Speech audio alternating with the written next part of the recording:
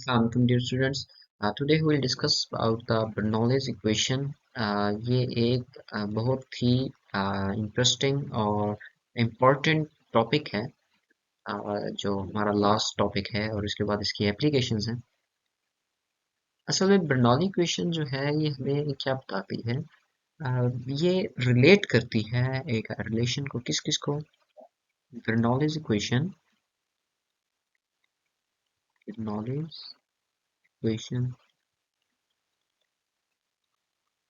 Relates.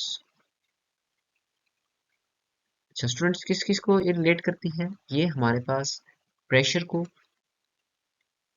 ठीक है student, pressure, flow speed या फ्लो वेलोसिटी जो होती है हमारे पास, ठीक हो गया, फ्लो स्पीड एंड हाइट, ठीक हो गया। और हमारे पास ये किस चीज़ को रिलेट करती है? हाइट को।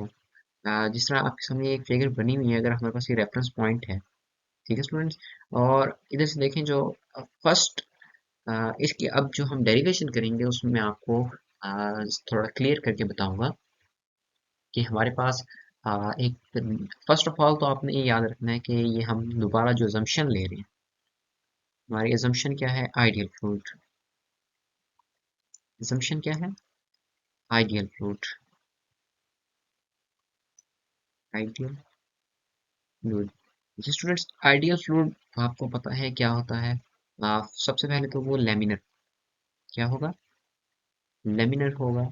लेमिनर का मैंने एक लेक्चर में डिटेल्स में बताया हुआ है कि लेमिनर और टर्बुलेंट क्या होता है, ठीक है स्टूडेंट। तो लेमिनर फ्लूइड होगा, आइडियल फ्लूइड है, और ये इनकम्प्रेसिबल होगा, इनकम्प्रेसिबल, ठीक है स्टूडेंट्स।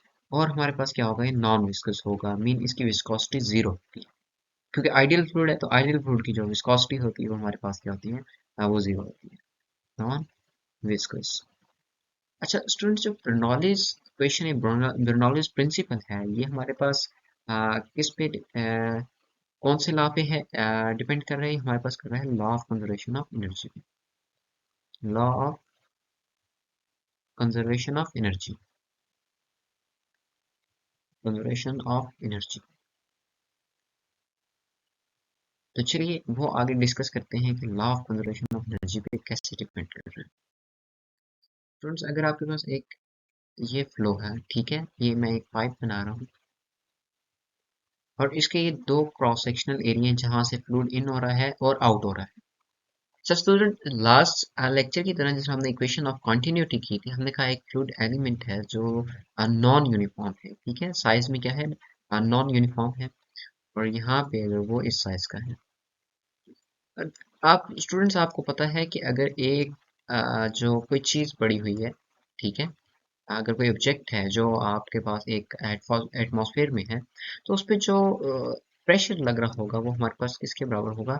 पी एटमॉस्फेयर के, ठीक हो गया। कौन सा होगा? P atmospheric. वो हमारे पास किसके बराबर होता है? वो हमारे पास होता है 1 atm के।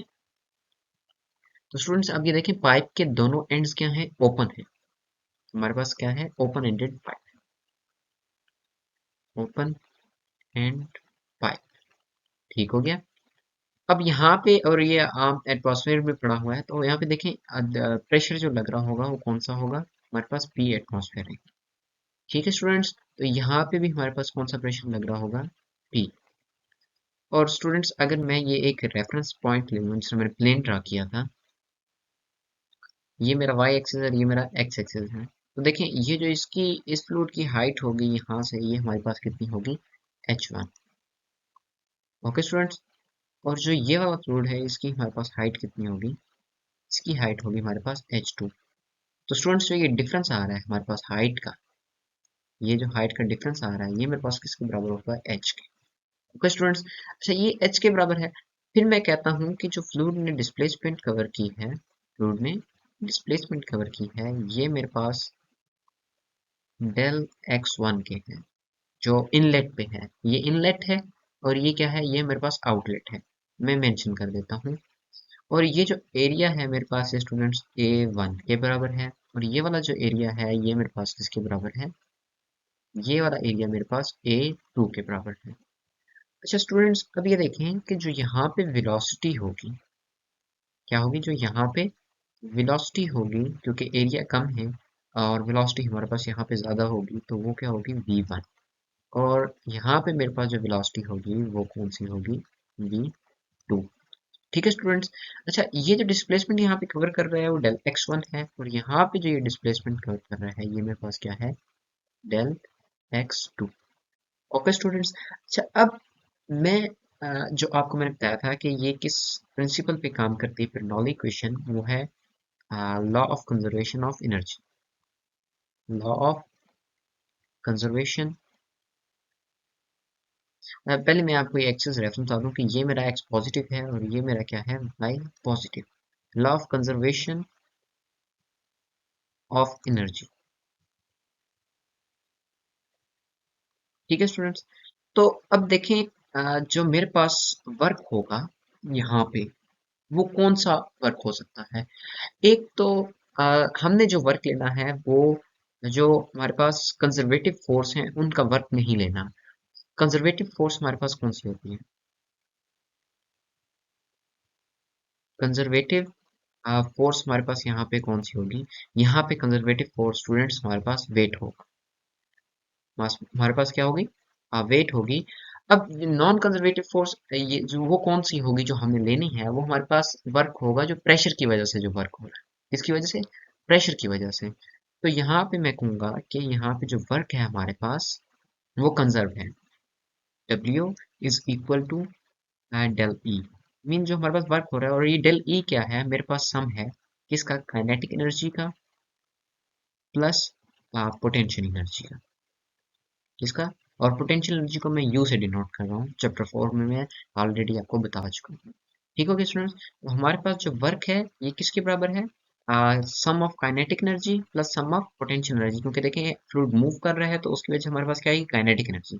और जो फ्लूइड क्या कर रहा है, फ्लूइड की देखें यहाँ हाइट पे जा रहा है, एच डिफरेंस है हाइट का, तो इसमें क्या होगी, इसमें हमारे पास क्या, इसकी वजह से हमारे पास पोटेंशियल एनर्जी आएगी। तो इसको मैं इक्वेशन 1 का नाम दे देता हूँ। Okay students. अच्छा, अब मैं देखता हूँ कि हमारे पास, स्टूडेंट्स मैंने आपको बताया था कि जो हमारे पास ये एरिया है क्रॉस सेक्शनल एरिया, ठीक है। अ, इस पे देखें, अभी अगर मैं ये इनलेट पे देता हूँ जो हमारे पास, तो ये एरिया जो है हमारे पास कुछ यूं होगा इस डायरेक्शन में। और प्रेशर देखें ये हमारे पास किस डायरेक्शन में है, ये पॉजिटिव डायरेक्शन में। तो यहाँ पे हमारे पास जो वर्क होगा according definition of work, work at inlet, वो हमारे पास क्या होगा, force into displacement delta x 1। और स्टूडेंट्स हमारे पास ये भी एक वेक्टर क्वांटिटी है डिस्प्लेसमेंट, और force is also displace sorry vector quantity. तो वर्क 1 जो हमारे पास बराबर होगा वो किसके बराबर होगा, F1 डॉट डेल एक्स 1 की। और अगर इसको आगे मैं सॉल्व करूं तो ये मेरे पास आ जाएगा F1 del x 1 cos theta. ये हमें मैग्नीट्यूड चाहिए। तो देखें इन दोनों के दरमियान में जो हमारे पास एंगल है वो क्या है, ये एरिया है। अब देखिए हमने इसका परपेंडिकुलर एरिया लेना होता है जिस एरिया के ऊपर क्या कर रहा है, फ्लूइड मूव कर रहा है। वो जो हमारे पास एरिया होगा, अगर देखें आपके सामने क्रॉस सेक्शनल एरिया इस तरह है कुछ, ठीक है, फ्लूइड यूं मूव कर रहा है, तो आपने जो एरिया लेना होता है वो परपेंडिकुलर एरिया लेना होता है जो नॉर्मल आम एरिया के नॉर्मल होता है। तो देखें ये पी है और ये एरिया है हमारे पास, तो इसका जो एंगल है वो क्या है, वो जीरो है। सो कॉस जीरो जो होता है हमारे पास क्या होता है, 1 होता है। ठीक है स्टूडेंट। तो हमारे पास ये आ जाएगा F1 डेल एक्स 1। और इसी तरह अगर हम आउटलेट पे लेते हैं जो एट पॉइंट 2 है, ठीक है, एट आउटलेट हमारे पास F2 डेल एक्स 2, और बीच में इनका डॉट प्रोडक्ट है F2 डेल एक्स 2 कॉस 180। अच्छा, अब ये देखें, अब ये अगर ये हमारे पास एरिया है और प्रेशर हमारे पास इस लग रहा है, देखिए पॉजिटिव कन्वेंशन मैंने ली थी राइट साइड पे एक्स पॉजिटिव, तो यहाँ पे मेरे पास एंगल क्या बन रहा है, अब एंगल बनेगा 180 डिग्री। तो जब एंगल 180 डिग्री बनेगा तो मेरे पास ये क्या आ जाएगा, cos 180, जो कि मेरे पास बराबर है -1 के। तो मेरे पास जो वर्क आएगा वो आएगा F2 del x two minus sign के साथ। किस साइन के साथ? माइनस साइन के साथ। ओके स्टूडेंट्स, जो नेक्स्ट है हम आगे काइनेटिक एनर्जी और पोटेंशियल एनर्जी हम नेक्स्ट वीडियो में डिस्कस करेंगे। Thank you very much. Allah Hafiz.